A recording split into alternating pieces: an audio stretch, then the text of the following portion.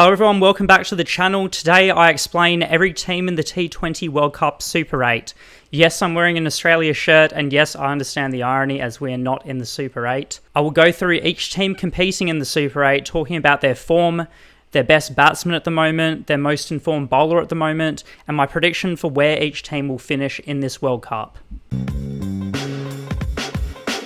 India ranked number 1 in the world in T20 cricket, and they are the reigning world T20 champions. They won the last edition undefeated. They're also the co-hosts of the tournament, making them overwhelming favourites to win it again. They've won every T20 bilateral series they have played in since the last World Cup, and they also won the Asia Cup, which they also won undefeated. In this time period, India have won 33 matches and only lost 6, giving them an incredible win percentage of 85%. In this World Cup, they have won each of their group stage games comfortably, showing that they are still in fine form. Their batting is spearheaded by Ishan Kishan, who has gone on an incredible run of form. This is someone who wasn't even getting into the team just months ago, and he's absolutely made the most of his recall, and it really just goes to show just how competitive India's batting stocks are right now. On the other hand, India will look to get more out of Abhishek Sharma, who has got 3 ducks in this tournament. India's stars with the ball in this World Cup have been their spinners, particularly Varun Chakravarti. Akshar Patel's also chipped in with wickets, and Jasprit Bumrah has been a massive threat with a new ball. In my opinion, India are easily the best team in this competition, and I believe that they will top their Super 8 group and win the whole thing undefeated.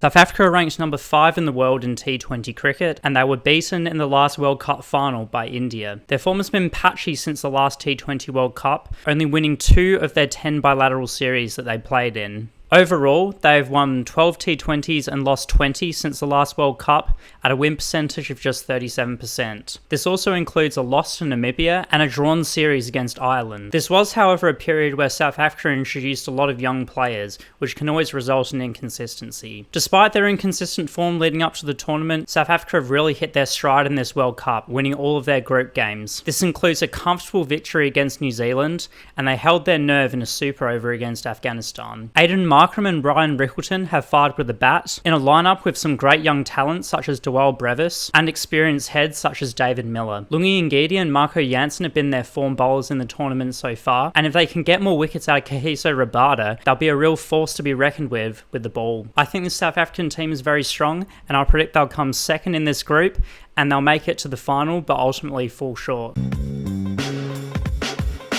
The West Indies are ranked 7th in T20s, and they are knocked out in the Super 8 phase of the 2024 World Cup. Since then, they have only won 3 of their 13 bilateral series, winning just 14 matches and losing 27 at quite a low win percentage of 34%. But like South Africa, they defied their inconsistent form leading up to the tournament with some strong performances. They won all 4 of their group stage games comfortably, including a dominant win over England. Their top run scorer has been Shai Hope, but I think their most dangerous batters are the hard-hitting duo of Shafane Rutherford and Shimron Hetmyer. Their wickets have mainly come through seam, with Jason Holder and Shamar Joseph leading the wickets for them, and their spinners have also proven to be a handful. I think the West Indies have a really strong team, but I predict they will ultimately finish in 3rd in what I believe is the strongest of the 2 groups.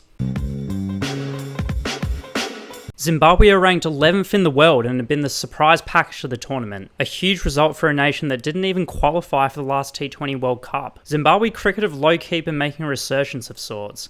In 2025, they played 10 test matches. Now, they did only win 1 of those test matches, but the fact that they've been playing more high-level cricket is only going to be a good thing for them. And they have some good young players that will really get some great development out of this increased amount of high-level cricket. Since their last World Cup, they played 7 bilateral series, winning 2 and losing 5, but they've also played in 2 tri-series in the African qualifiers. From these tournaments, they have won 18 matches and lost 21, with win percentage of 46%. Although this win percentage was boosted by the fact that they won 10 out of their 10 games in African qualifiers against weaker opponents than the rest of the Super 8 would have played in that time period. Their World Cup so far has included historical wins against Australia and Sri Lanka. They also put in a dominant showing against Oman. They really have looked like the real deal in this World Cup. Brian Bennett has been their key man in the bat, playing the anchoring role so well. and Sikandar Randa's hitting at the depth have enabled them to consistently put up competitive totals. But it's their bowlers that have really been the stars of the show, especially Blessing Muzarabani and Brad Evans, who have taken the bulk of the wickets for them. I predict Zimbabwe will be competitive in the Super 8, but they will ultimately finish bottom of the group,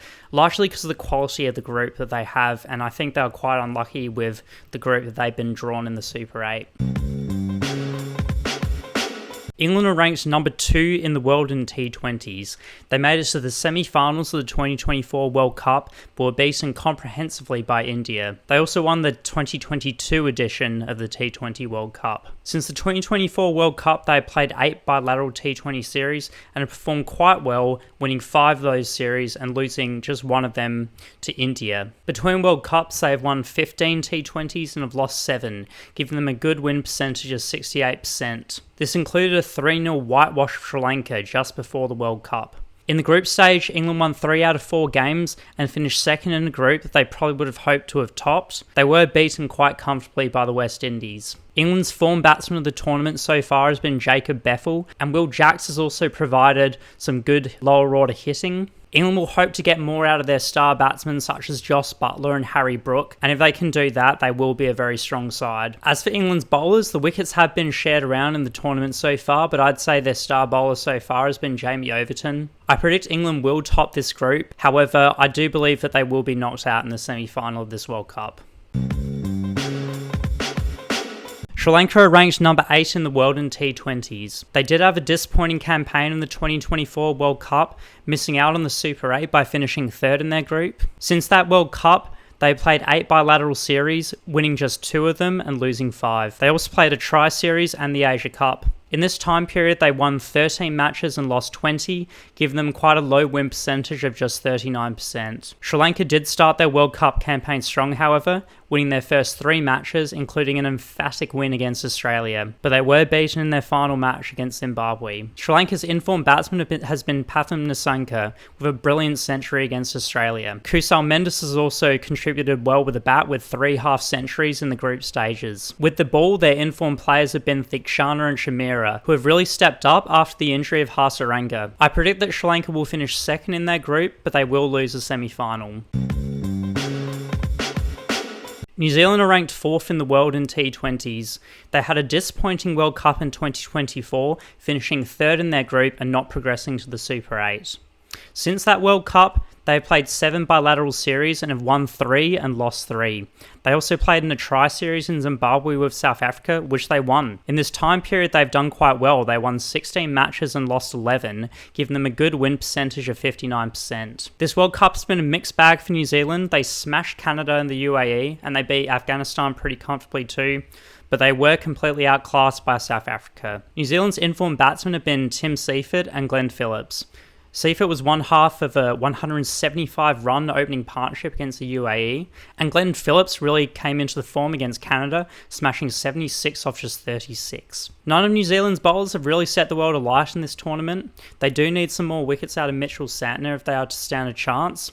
Their leading wicket takers in the tournament have been their pace duo Matt Henry and Lockie Ferguson. I do predict that New Zealand will struggle in their group and finish bottom of Group B. And finally, Pakistan are ranked 6th in the world in T20s. In the 2024 World Cup, Pakistan were eliminated in the group phase, finishing 3rd in their group after famously losing to the United States. Since the 2024 World Cup, Pakistan have been really busy, playing in 10 bilateral series, of which they won 5 and lost 4. They also played in 2 tri-series and they won both of them. On top of that, they also played in the Asia Cup, which they were finalists in. In total, they won 27 matches and lost 20, giving them quite a good win percentage of 57%. In the group phase, they won 3 out of their 4 games. They won a close battle with the Netherlands, and they beat the USA and Namibia comfortably, but they were completely outclassed by India. Their informed batsman in this tournament has been Farhan, who is leading the run scoring in the whole tournament. He made a century against Namibia and 73 against the USA. He wasn't able to make it count against India though, against whom he made a duck. Their star bowlers of the tournament so far have been their spinners. Usman Tariq is leading their wickets, and surprisingly Saeem Ayub has chipped in with wickets, with 3 against India. My prediction is that Pakistan will finish 3rd in Group B. So that's it for the video. Like and subscribe if you did enjoy it. Let me know what your predictions are for this World Cup, and I'll catch you in the next one.